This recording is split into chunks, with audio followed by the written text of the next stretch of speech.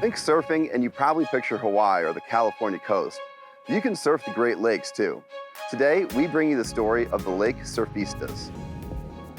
Oshawa, Ontario native Robin Peking learned to surf while on vacation in Hawaii. It wasn't until she returned home that she discovered she could surf right outside her door, on the waters of Lake Ontario. As she tried out various Great Lakes shorelines, Peking started making friends among the women she met, many of whom were just as taken with the sport as she was. In 2014, she helped found Lake Surfistas. The Lake Surfistas is a group of women who surf and stand-up paddleboard the Great Lakes. It has just over 1,000 members, largely Canadians, but also with a handful in the US. Most of their surfing happens in the fall and winter when winds create the best conditions. My first surf of the new year, conditions were really fun. Like, it was some clean rides, some good drops, had a really long couple of waves that just took me from way out to outside all the way in.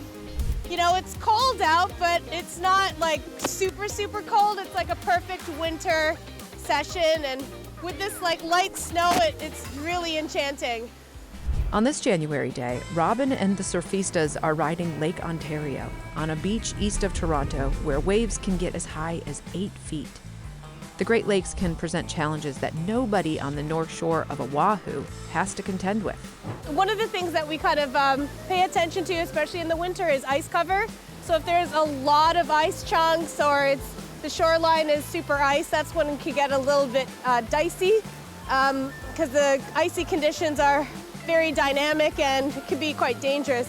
Today, the water is around 39 degrees Fahrenheit, although here in Canada, that's about 4 degrees Celsius.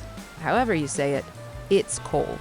So you definitely need a winter wetsuit. Right now I'm wearing a 4.5 millimeter wetsuit, 5 millimeter gloves, and 7 millimeter boots. So typical stuff for winter. You can go a little bit warmer than this.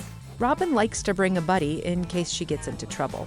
Today, there is a small group of surfers keeping an eye on each other. Jordana Baliil is one of them. She's a Toronto surfing instructor. Out on the water we have Robin, who's one of the original Great Lakes surfers. She's kind of the reason why so many women are out there surfing, because she's been doing it for like, I don't know, maybe 10 years, maybe more. Maddie LeBlanc is out with us today. She is one of the best sup racers in Canada, and she's an awesome sup surfer, so it's great to have her out too. And we got a couple of surfers from Surf the Greats. It's a local surf shop here in Toronto.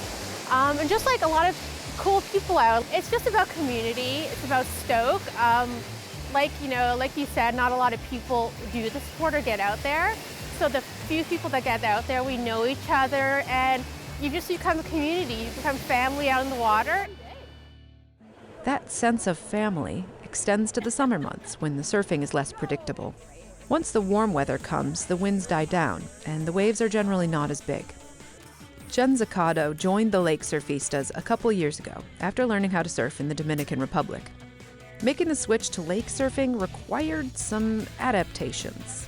It can be very interesting. It's definitely different than ocean surf. So with the ocean, the water is a lot more buoyant and a lot more powerful sometimes. The lakes is hit and miss. You have to look at the weather and the forecasting days ahead, and then sometimes the weather doesn't even work out and there are no waves, even when you think there will be. So it can be frustrating, but then when the weather does work out and there are waves, it's extremely magical and just a really great experience. Everybody here is a lot of fun in the water. I find the culture is really awesome. Ocean surfing is a little bit of a different culture. Here, everybody's just having so much fun and so friendly in the water because we just take whatever waves we can get and have the best time with what we have. Friendliness is what the Lake Surfistas are all about, because other groups can be less welcoming to new surfers, especially if they're women. It's important that groups like Lake Surfistas exist because women really need a good entry point into surfing. I find that often the surf scene isn't that friendly sometimes. For example, on Facebook, there's a lot of open lake surfing groups. So if you're a new person and you ask a question on one of these open groups, sometimes there's trolling, sometimes there's a lot of ego. It's not always friendly. So Lake Surfistas was kind of born out of the necessity to welcome women who want to surf into this community in a safer way. So we actually have a Facebook group where it's only open to women. And we find that women in general tend to be a little bit more supportive of each other, a little bit more championing, encouraging, and kind of, you can do this. Many members feel strongly about the environment, so Lake Surfistas hosts paddleboard cleanups of local rivers leading into the Great Lakes.